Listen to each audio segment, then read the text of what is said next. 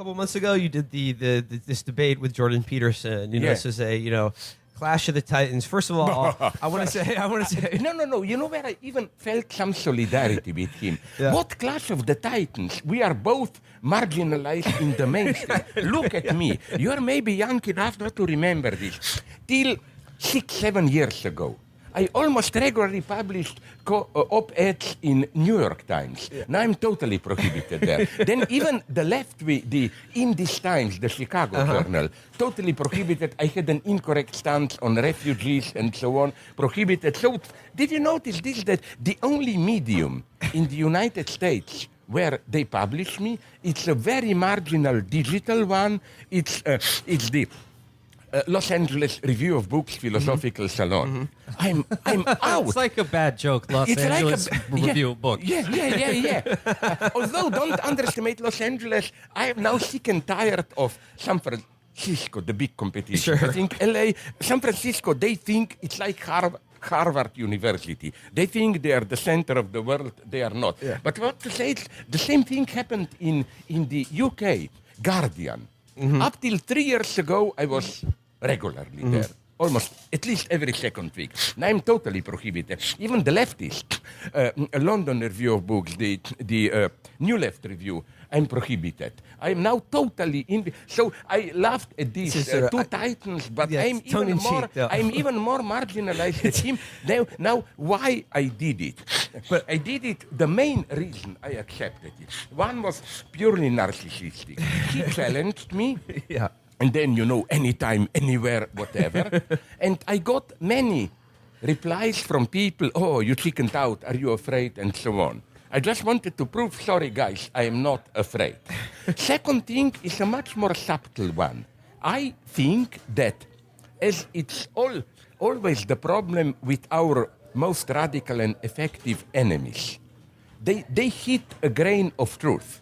That's also my formula of fake lies. Fake lies are most dangerous when they incorporate into their narrative elements of truth. So, like, incidentally, but I don't want to go into it. Like, I know people who know Joe Biden.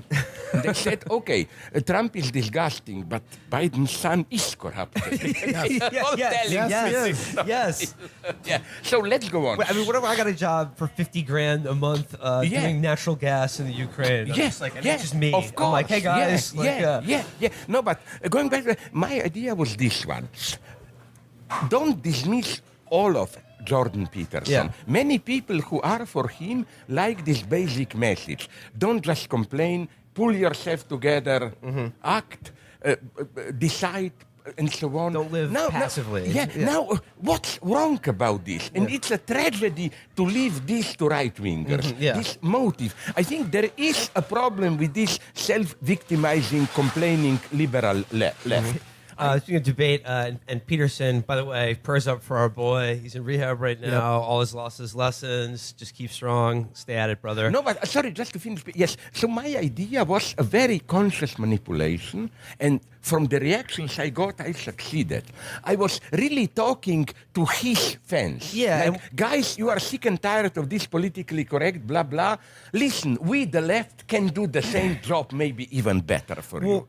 I mean, like, I guess, like, going through that, like, did you learn anything from or about him? No. And no, here I'm very brutal. I believe literally what I said before about masks. I'm totally not interested what kind of person is really behind the mask. I don't care. What I only appreciate about him is that, in contrast to many leftists who would just, victimize, understand, but what he does, I don't know if he still does it, with his patients. He really deals with individuals who suffer, who are self-destroyed, and tries to somehow make them functioning again. This is quite an honorable thing to do, because, all those leftists who claim how moral decay or drugs is part of our culture, they like to do big social analysis, but are you ready? Did they ever see really a self-destroyed guy there?